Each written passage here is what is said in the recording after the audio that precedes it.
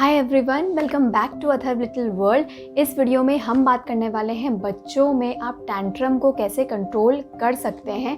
मतलब कि जब आपका बच्चा काफ़ी ज़्यादा ज़िद्दी हो जाए और किसी चीज़ के लिए बहुत ज़्यादा वो ज़िद करने लग जाए, तो उस चीज़ को आप बच्चों में कैसे हैंडल कर सकते हैं। स्पेशली अगर मैं बात करूँ तो 2 से 3 साल के बच्चे जिनको कहीं पर भी कोई भी चीज़ बुरी लग जाती है और वो टैंट्रम थ्रो करने लग जाते हैं, तो उस चीज़ को आप कैसे हैंडल कर सकते हैं एज अ पेरेंट। तो फ्रेंड्स, इस पूरी वीडियो में हम बात करने वाले हैं बच्चों में आप टैंट्रम को कैसे कंट्रोल कर सकते हैं। वीडियो स्टार्ट करने से पहले अगर आपको ये वीडियो पसंद आए तो लाइक करिए। अगर आप इस चैनल को फर्स्ट टाइम देख रहे हैं तो चैनल को सब्सक्राइब करिए and press the bell icon, जिससे आपको हमारी वीडियोस के सारे नोटिफिकेशन टाइम से मिल सके। तो आइए वीडियो स्टार्ट करते हैं। तो सबसे पहले हम बात करते हैं कि बच्चे टैंट्रम इतना थ्रो क्यों करते हैं। तो फ्रेंड्स, अगर आपको ऐसा लगता है कि सिर्फ आपका ही बच्चा टैंट्रम दिखाता है और जो दूसरे के बच्चे हैं वो टैंट्रम नहीं दिखाते हैं, तो ऐसा तो बिल्कुल भी नहीं है।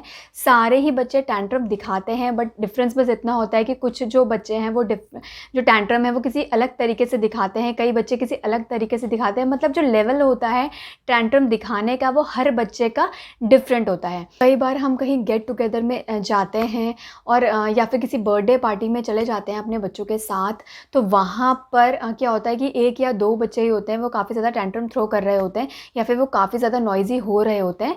तो आप किसी के भी बच्चों के लिए अपना ओपिनियन क्रिएट नहीं करें।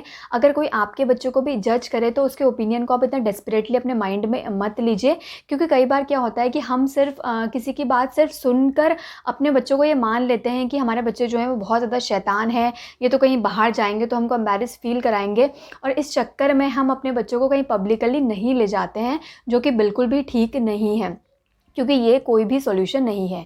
सारे ही बच्चे टैंट्रम थ्रो करते हैं और सभी पेरेंट्स इस फेज़ से गुजरते हैं, तो आप बिल्कुल भी लो फील मत करिए। जब भी आपका बच्चा टैंट्रम थ्रो करता है तो इस चीज़ को आप पॉजिटिवली लीजिए। आप अगर ये मान लेंगे कि अरे हमारा ही बच्चा सिर्फ ऐसा कर रहा है, तो आप सही में आप बहुत ज़्यादा लो फील करेंगे उस टाइम पे। बट अगर आप इस चीज़ को बिल्कुल नॉर्मली लेंगे कि ये सबके साथ होता है, तो आप बिल्कुल भी उस टाइम पे लो फील नहीं करेंगे और आप पॉजिटिव रहेंगे और पॉजिटिवली इस चीज़ को हैंडल कर पाएंगे। कई बार बच्चों के अकॉर्डिंग सिचुएशन नहीं होती है या फिर एनवायरनमेंट उनके अकॉर्डिंग नहीं होता है, तभी भी बच्चे टैंट्रम थ्रो करते हैं, या फिर बच्चों का जो सर्कल बना है वो मतलब इतना अच्छा उनको नहीं है, उनकी ट्यूनिंग इतनी नहीं हो रही है और बच्चों के साथ, तब भी बच्चे टैंट्रम थ्रो करते हैं।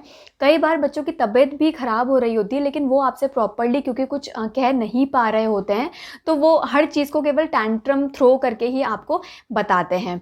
और कई बार ऐसा भी होता है कि विदाउट एनी रीज़न भी बच्चे टैंट्रम थ्रो करते हैं कि उनको बस एक स्पेशल फील करना है, या फिर आप उनको हमेशा अटेंशन देते रहें। बस इसी वजह से बच्चे क्या करते हैं कि टॉयज़ को इधर उधर फेंकते हैं, या फिर गुस्सा करते हैं, या फिर कुछ भी चीज़ें तोड़ते हैं, जिससे कि बस वो आपका अटेंशन पाएँ। और अगर आप उस टाइम पे उनको अटेंशन देंगे या फिर उनकी ज़िद आप मान लेंगे, तो ये बिल्कुल भी ठीक नहीं है। और पेरेंट्स की ये सबसे ही बड़ी गलती होती है कि जब बच्चे ज़िद कर रहे होते हैं और उस टाइम पर अगर आप वो ज़िद बच्चों की मान लेते हैं, तो वो जो गलती है वो बच्चा जो है वो बार बार करेगा और आपको उसकी ज़िद हमेशा ही पूरी करनी पड़ेगी। अगर आप बच्चों की हर ज़िद पूरी करने लग जाएँ, या फिर जब भी बच्चे टैंट्रम थ्रो कर रहे हैं आप उस टाइम पर उनकी हर बात मान लें, तो बच्चों को ऐसा लगेगा कि बस यही एक तरीका है उनकी जो ज़िद है या फिर उनकी जो डिमांड है वो पूरी करने के लिए, और हर बार वो वही चीज़ रिपीट करेंगे। फिर चाहे वो डे टू डे रूटीन में उनका कोई डेली एक्टिविटीज़ है, चाहे वो खाने में फिर वो बच्चे नखरे करेंगे, या फिर कुछ भी उनको चीज़ चाहिए तो वो हर चीज़ में टैंट्रम थ्रो करेंगे, और एज अ पेरेंट आपको ये हैंडल करना बहुत ही ज़्यादा मुश्किल हो जाएगा।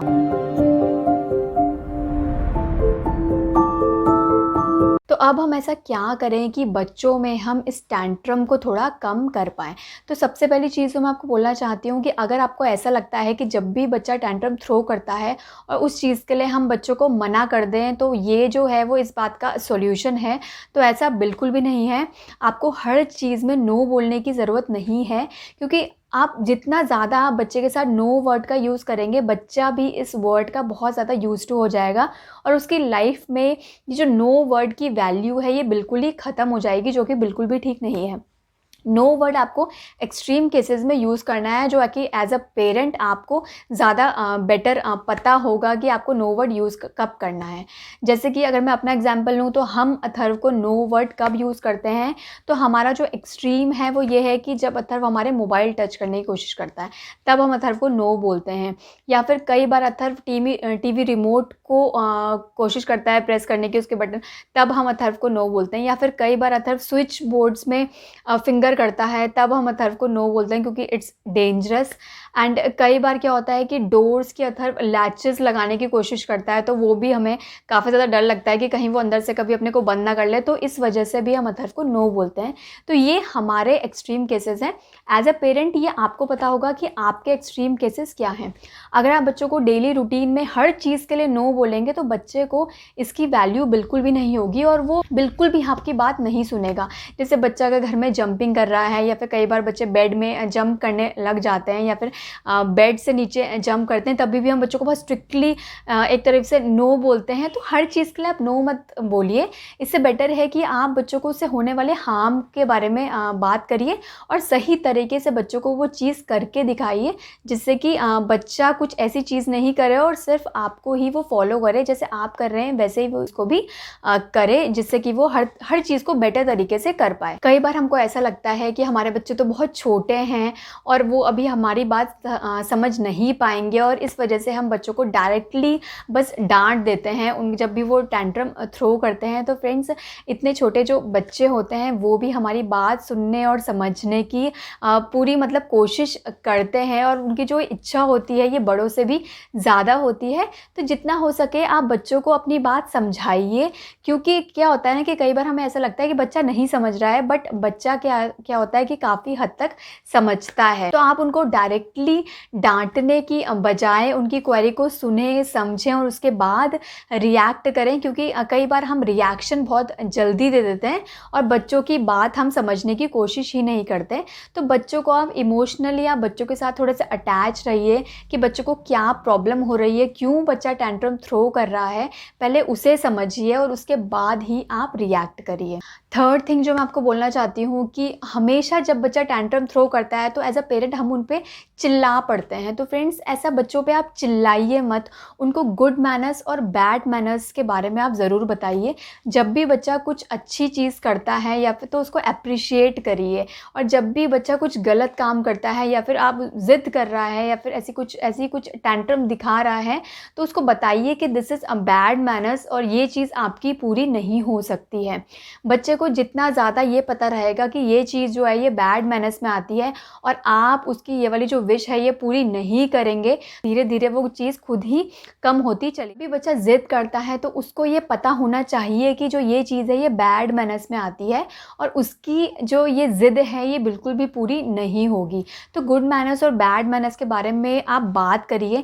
जितनी ज़्यादा आप बच्चों के साथ इंटरैक्ट करेंगे इसके बारे में, उतने ही ज़्यादा बच्चों को नॉलेज होगी कि क्या चीज़ उनके लिए सही है और क्या चीज़ उनके लिए गलत है, और किस चीज़ से जो उनके पेरेंट्स हैं उनको बुरा लगेगा और किस चीज़ से उनके जो पेरेंट्स हैं वो खुश होंगे। तो ये जो डिफरेंस होता है, ये डिफरेंस बच्चों को बताना बहुत ज़्यादा ज़रूरी है। जितना जल्दी आप बच्चों को ये डिफरेंस बताएंगे, उतने ही जल्दी बच्चा भी इस चीज़ को समझ पाएगा। लास्ट थिंग इज़ कि कई बार हमें ऐसा लगता है कि हमारे बच्चे हमारे सुन ही नहीं रहे हैं। आपने अपने बच्चों को एक चीज़ कई बार बोल दी लेकिन वो सुन ही नहीं रहे हैं, वो बस अपना ही करे जा रहे हैं। तो उस टाइम पर आप बच्चों के लिए कुछ पनिशमेंट बना सकते हैं घर में, जो भी आप पनिशमेंट देना चाहें बच्चों को। तो अथर्व जो है अभी वो 2 साल 8 महीने का है, तो वो पनिशमेंट तो इतने प्रॉपर्ली से नहीं समझता है। बट एक चीज़ जो मैं उसके साथ हमेशा करती हूँ, जब मुझे ऐसा लगता है कि वो मेरी बात बिल्कुल भी नहीं सुन रहा है, तो मैं उसको बस एक ही चीज़ बोलती हूँ कि मम्मा आपसे बात नहीं करेगी। तो फ्रेंड्स, बिलीव मी, ये इतना ज़्यादा इफ़ेक्टिव है उसके लिए, उसको इतना ज़्यादा फ़ील होता है जब मैं उसे ऐसे बोलती हूँ कि अब मम्मा आपसे बात नहीं करेगी। तो मेरे साथ साथ मेरे हस्बैंड भी मुझे सपोर्ट करते हैं और हम दोनों ही अथर्व से कुछ देर के लिए बात नहीं करते हैं, और थोड़ी देर बाद ऑटोमेटिकली वो खुद ही आके सॉरी बोलता है। और ये हर टाइम होता है, 100% ये चीज़ ट्रू है कि बच्चे जब आप उनसे बात नहीं करेंगे तो बहुत ज़्यादा फ़ील करते हैं। तो ये चीज़ आप बच्चों के साथ कर सकते हैं। अगर आप किसी जॉइंट फैमिली में रहते हैं, आपके घर में कोई और भी फैमिली मेम्बर्स रहते हैं, तो उनको भी आप ये चीज़ करने की कोशिश करें। क्योंकि क्या होता है कि कई बार हम बोलते हैं कि मम्मा आपसे बात नहीं करेगी, लेकिन अगर डैडी उनसे बात कर रहे हैं तो उनको कोई फ़र्क नहीं पड़ेगा। जब तक कि घर में सारे ही मेम्बर्स उससे बात नहीं करें, तब तक बच्चे को कोई फ़र्क नहीं पड़ता है। तो जितना हो सके आप अपने जो और फैमिली मेम्बर्स हैं उनको भी ये चीज़ समझाएं कि ये करना क्यों इम्पॉर्टेंट है, क्योंकि इससे भी बच्चे काफ़ी हद तक टैंट्रम थ्रो करना बंद कर देते हैं। ये सब कुछ ऐसी चीज़ें थी जो मैं आपके साथ शेयर करना चाहती थी, क्योंकि मुझे ऐसा लगता है कि एज अ पेरेंट हर कोई इस फेज़ से गुज़रता है और हर किसी पेरेंट की फीलिंग्स भी सेम होती है। तो एट द एंड मैं आप लोगों से बस इतना ही बोलना चाहती हूँ कि बच्चों को जब भी आप कुछ चीज़ बोलें तो उसको आप साथ साथ करके भी दिखाएं।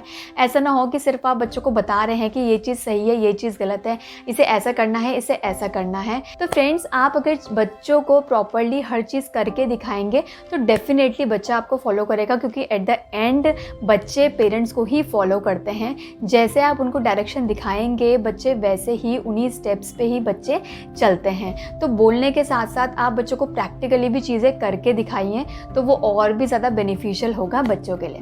So friends, this is all in this video. I hope आपको ये वीडियो पसंद आया होगा। अगर आपको ये वीडियो पसंद आई हो तो लाइक कर दीजिएगा and do share with your friends. Bye bye and take care.